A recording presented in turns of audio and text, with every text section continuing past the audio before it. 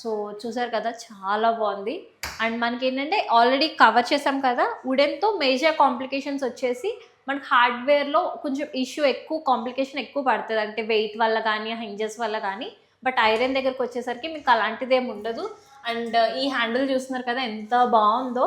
మనకి ఏంటంటే inbuilt handle ఇచ్చారు, మనం జస్ట్ ప్రొఫైల్ హ్యాండ్లింగ్ ఈజీగా లాక్కునేలాగా, అంటే మీకు ఎక్స్ట్రా ఆడ్గా కనిపించకుండా మనకైతే ఇలా డిజైన్ చేశారు కదా సార్. ఓకే, నెక్స్ట్ అయితే మనం వార్డ్రోబ్స్ని కూడా చూసేద్దాము. ఇందులో ఏంటంటే not just this, client requirement బట్టి ఇక్కడ కూడా మనకు ఒక మినీ టీవీ యూనిట్ అయితే సెటప్ చేశారు.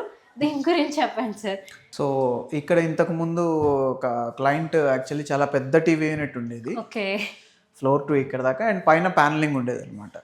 సో సార్ చెప్పింది ఏంటంటే, మనోజ్ నాకు ఇక్కడ కొంచెం పెద్దగా అనిపిస్తుంది రూమ్లో, బల్కీగా ఆక్యుపై చేసేసినట్టు.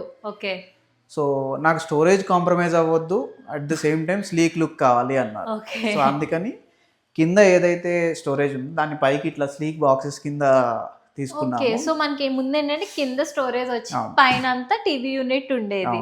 సో పైన స్టోరేజ్ తీసుకొని కింద మళ్ళీ ఈ డ్రావర్ స్టోరేజ్ ఇస్తూ సేమ్ టైం విత్ లైటింగ్ తో ఎన్హాన్స్ చేసాం. ఓకే, సో దీనికి కూడా మనకి ప్రొఫైల్ లైటింగ్ ఇచ్చామా సార్? ఇది స్పాట్ లైట్స్ ఉన్నాయి కదా.